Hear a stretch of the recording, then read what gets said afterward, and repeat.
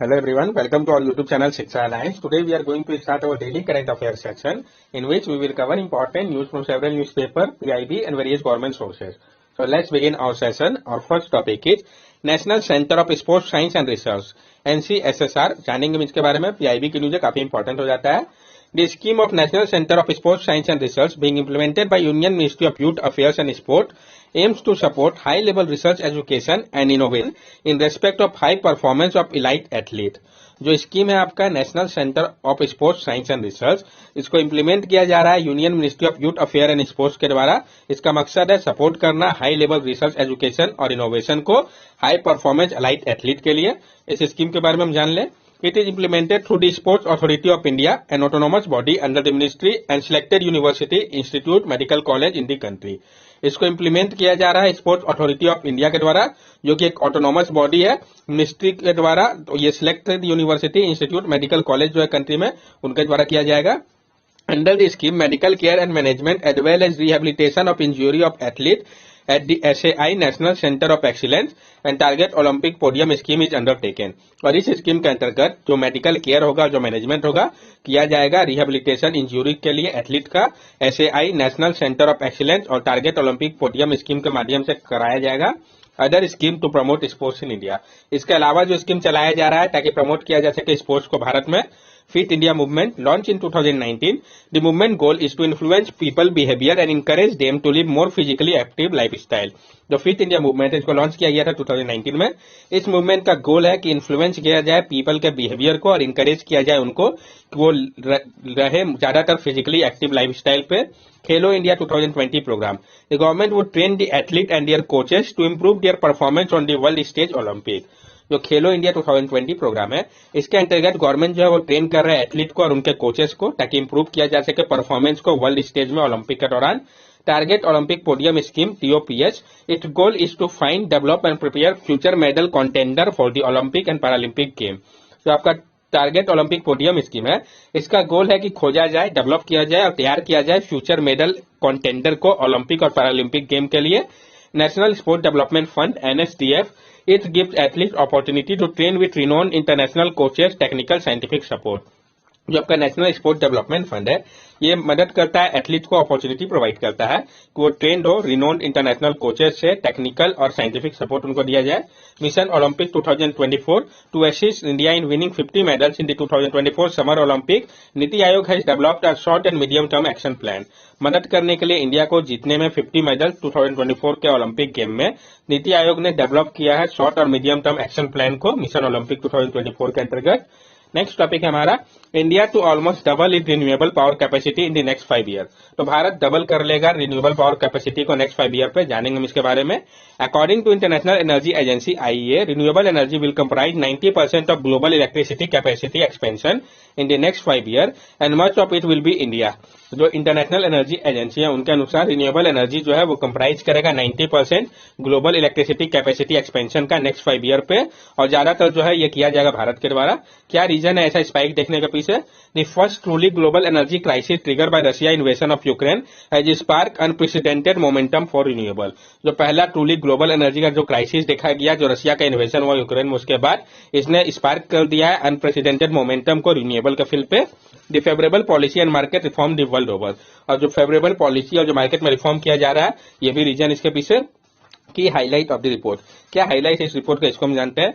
China, United State and India all to double their renewable capacity expansion in the next 5 year accounting for 2/3 of global growth. जो China है, US और India है, ये तीनों ही country ऐसे country होंगे जो कि डबल करेंगे अपने रिन्यूएबल कैपेसिटी एक्सपेंशन को नेक्स्ट 5 ईयर पे, जो कि 2/3 होगा ग्लोबल ग्रोथ का. The global solar photovoltaic supply chain is diversifying, but China will continue to dominate manufacturing. जो global solar photovoltaic supply chain है वो डाइवर्सिफाई हो रहा है, लेकिन चाइना अभी भी क्या है, कंटिन्यू डोमिनेट करेंगे मैन्युफैक्चरिंग सेक्टर को. Waste and residue are a key growth area for biofuel but require action to prevent a supply crunch.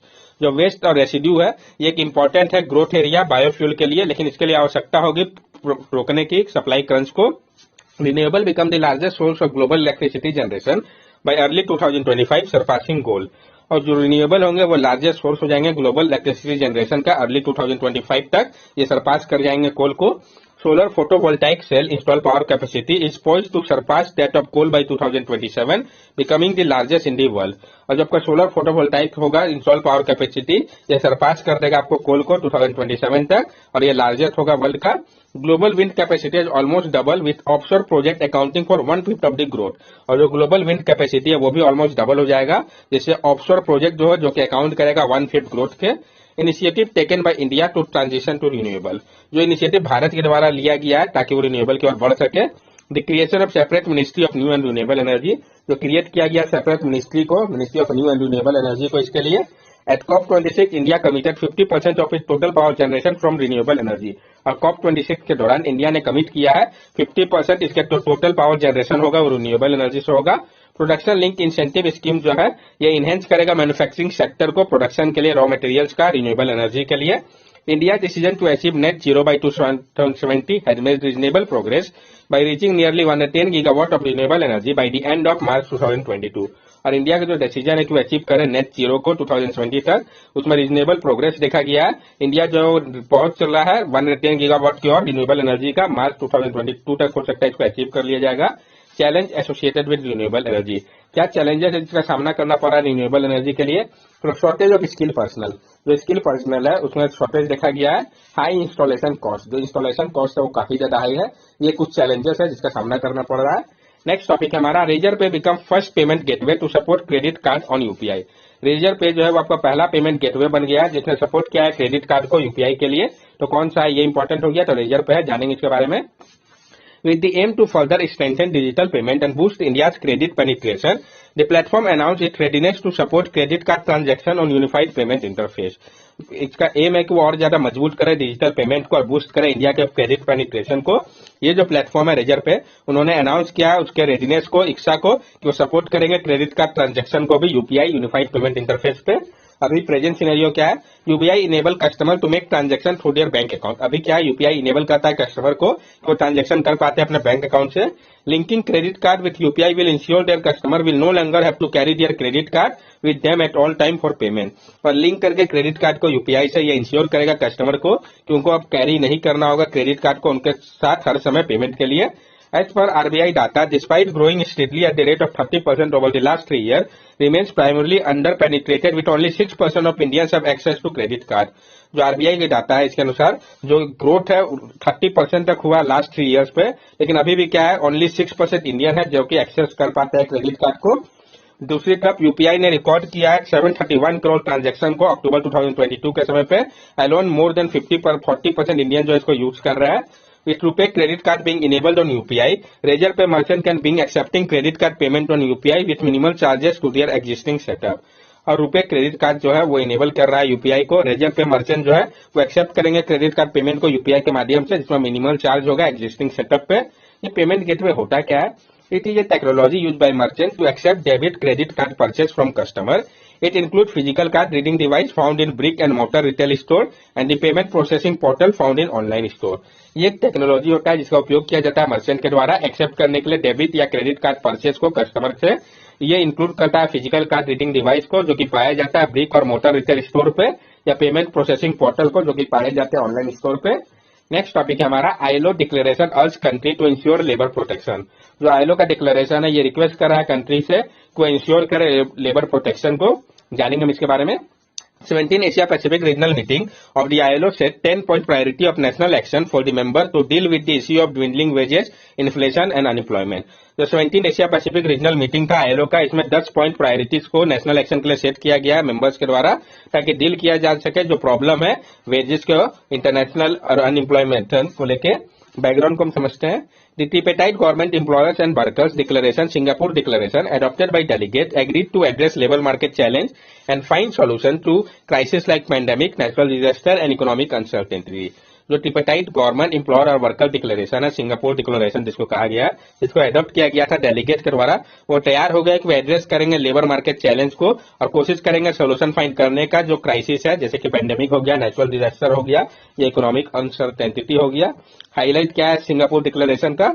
Government ने स्ट्रेंथन करने की बात कही है गवर्नेंस फ्रेमवर्क को और इंश्योर करने की labour protection through promotion of freedom of association and effective recognition of right of collective bargaining, यानी लेबर प्रोटेक्शन की बात कही गई है, प्रमोट करके फ्रीडम ऑफ एसोसिएशन को और इफेक्टिव रिकॉग्नाइज करके उनके अधिकार को, कलेक्टिव बार्गेनिंग का, राइट ऑफ माइग्रेंट वर्कर जिसमें अधिकार होगा माइग्रेंट वर्कर का कि इंप्रूव किया जाए एकोमोडेशन को, प्रोटेक्ट किया जाए उनका वेज को और एक्सटेंशन हो सोशल प्रोटेक्शन का।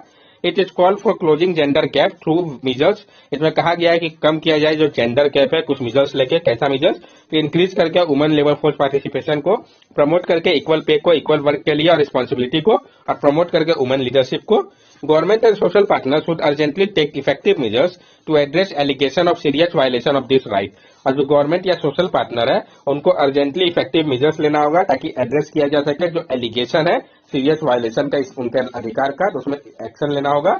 Measures suggested by the declaration, जो मेजर्स जो कि सजेस्ट किया गया है डिक्लेरेशन में, तो government must develop inclusive labour market programme and policy, यानी गवर्नमेंट को डेवलप करना होगा इंक्लूसिव लेबर मार्केट प्रोग्राम और पॉलिसी को, implement collective and determined effort to accelerate a smooth transition from informal and formal economy, implement करना होगा collective और development effort को ताकि बढ़ाया जा सके स्मूथ ट्रांजिशन को इनफॉर्मल से फॉर्मल इकोनॉमी की ओर, facilitate the transition to peace security and decent work in situation of crisis, facilitate करना होगा जो ट्रांजिशन है पीस सिक्योरिटी और डिसेंट वर्क जैसे सिचुएशन में क्राइसिस के दौरान, recognise the impact of climate change and develop national plan that help build environmentally sustainable economy and society, recognise करना होगा जो इम्पैक्ट है क्लाइमेट चेंज का और डेवलप करना होगा नेशनल प्लान को जो कि मदद करेगा बिल्ड करने में एनवायरमेंटली सस्टेनेबल इकोनॉमी और सोसाइटी को, फ्रेम करना होगा पॉलिसी को जो कि रेगुलेट करेगा लेबर माइग्रेशन को, कोऑर्डिनेट करेगा लेबर मोबिलिटी को, सोशल प्रोटेक्शन को और हार्नेस करेगा अपॉर्चुनिटी को जो कि अराइज होता है लेबर माइग्रेशन के दौरान। Way ahead in this declaration, क्या वे अहेड है इस डिक्लेरेशन में, तो strengthening the foundation for social and employment protection specially for worker in the informal economy, यानी मजबूत करना होगा जो फाउंडेशन है सोशल का और एम्प्लॉयमेंट प्रोटेक्शन का स्पेशली वर्कर के लिए इनफॉर्मल इकोनॉमी में, जो कैपेसिटी और स्किल है एम्प्लॉयर का, वर्कर रिप्रेजेंटेटिव का, गवर्नमेंट का, उसको मजबूत करना होगा, रिकॉग्नाइज करना होगा कि स्ट्रांग और रिप्रेजेंटेटिव ऑर्गेनाइजेशन जो है वर्कर और एम्प्लॉयर का ये बहुत जरूरी है अचीव करने के लिए सोशल जस्टिस को और डिसेंट वर्क को। इससे हम क्या कंक्लूजन निकाल सकते हैं कि जो सोशल डायलॉग है ये बहुत जरूरी है ट्रस्ट को बिल्ड करने के लिए और रेसिलेंट लेबर मार्केट इंस्टीट्यूशन के लिए ताकि सस्टेन किया जा सके रिकवरी को और इंक्लूसिव और सस्टेनेबल ग्रोथ को बूस्ट मिल सके। इंटरनेशनल लेबर ऑर्गेनाइजेशन के बारे में भी हम जान ले, ILO, ये जो है एक लौटा ट्रिपेटाइट यूएन एजेंसी है 1919 से, ये एक साथ लाता है गवर्नमेंट को, एम्प्लॉयर को और वर्कर को 187 मेंबर स्टेट का ताकि सेट किया जा सके लेबर स्टैंडर्ड को, डेवलप किया जा सके पॉलिसी को और तैयार किया जा सके प्रोग्राम को जो कि प्रमोट करे डिसेंट वर्क को सारे ही वुमेन और मेन के लिए। नेक्स्ट टॉपिक है हमारा text book in Indian language, तो हम जानेंगे जो टेक्स्ट बुक है इंडियन लैंग्वेज में जिसके बारे में बात कही गई है। तो यूजीसी ने फॉर्म किया एक पैनल को जो कि काम करेगा टेक्स्ट बुक को इंडियन लैंग्वेज के लिए अंडर ग्रेजुएट और पोस्ट ग्रेजुएट कोर्सेज में रीजनल लैंग्वेज में। यूजीसी ने मीटिंग किया है इंटरनेशनल पब्लिशर के साथ कि पब्लिश किया जाए बुक को रीजनल लैंग्वेज पे जो मदद करेगा कम करने में लैंग्वेज डिवाइड को हायर एजुकेशन में। Initiative to promote regional language, जो इनिशिएटिव लिया जा रहा है यूजीसी के द्वारा प्रमोट करने के लिए रीजनल लैंग्वेज को, तो नेशनल एजुकेशन पॉलिसी जो है 2020 का ये प्रमोट करता है मदर टंग को। AICTE का जो बुक है इंजीनियरिंग को लेकर रीजनल लैंग्वेज में, मध्य प्रदेश में MBPS बुक हिंदी पे, बार काउंसिल के लिए तो जिसमें ट्रांसलेट किया जा रहा है लीगल बुक को रीजनल लैंग्वेज पे। नेशनल ट्रांसलेशन मिशन, इसको इम्प्लीमेंट किया जा रहा है central institute of Indian language की मदद से। जो लैंग्वेज है इसको कंसीडर किया जाता है रीजनल जब ये ज्यादातर बोले जाते हैं वहां के पीपल के द्वारा जो कि रिसाइड करते हैं लार्जली एक पार्टिकुलर एरिया में, स्टेट या कंट्री के। आर्टिकल जो कि रिलेटेड है रीजनल लैंग्वेज से, ये काफी इंपॉर्टेंट है pre plus mains point of view से। आर्टिकल 343 क्लॉज 1 जो कि ऑफिशियल लैंग्वेज ऑफ यूनियन से डील करता है, जिसमें जो आपका हिंदी है देवनागरी स्क्रिप्ट में, इसके बारे में बताया गया है। आर्टिकल 345 जो लेजिस्लेचर है स्टेट का वो लॉ के माध्यम से अडॉप्ट कर सकते हैं एक या एक से अधिक लैंग्वेज को कि उसका उपयोग किया जा सकता है स्टेट में। आर्टिकल 347 प्रेसिडेंट के पास पावर है कि वो रिकॉग्नाइज कर सकते हैं लैंग्वेज को कि ऑफिशियल लैंग्वेज होगा गिवन स्टेट का। आर्टिकल 350A इंस्टीट्यूशन जो है वो मदर टंग प्राइमरी स्टेज में किया जा सकता है इंस्ट्रक्शन को 350A के माध्यम से। Article 350B special officer for linguistic minority, यानी जो स्पेशल ऑफिसर है लिंग्विस्टिक माइनॉरिटी के लिए, ये आर्टिकल 350B में है। Article 351 power to the union government for the development of Hindi language, और जो आर्टिकल 351 है ये डील करता है जो पावर है यूनियन गवर्नमेंट का डेवलप करने के लिए हिंदी लैंग्वेज को। तो जो मिनिस्ट्री ऑफ एजुकेशन है शिक्षा पर प्रमोशन लैंग्वेज को लेकर वो प्रमोट कर रहे हैं इंडियन नॉलेज सिस्टम को, लैंग्वेज कल्चर और वैल्यू को स्ट्रेंथन करने की बात कही गई है नेशनल इंस्टीट्यूट को ताकि प्रमोट किया जा सके क्लासिकल लैंग्वेज और लिटरेचर को। फोकस किया जा रहा है लिटरेचर और साइंटिफिक वोकैबुलरी के ऊपर इंडियन लैंग्वेज का। कल्चरल अवेयरनेस क्रिएट किया जा रहा है एंशियंट नॉलेज सिस्टम को लेके, और प्रमोट किया जा रहा है हमारे ट्रेडिशनल आर्ट और लोक विद्या को, ताकि इसको बूस्ट मिल सके लोकल लैंग्वेज को। That's all for daily current affair session. अगर आपको हमारी वीडियो अच्छी लगी हो तो हमारे चैनल सब्सक्राइब करें, हमारे वीडियो को लाइक करें और ज्यादा से ज्यादा शेयर करें। These are our social media link. From here also you can stay connected with us and give us your valuable feedback. Thank you and have a nice day.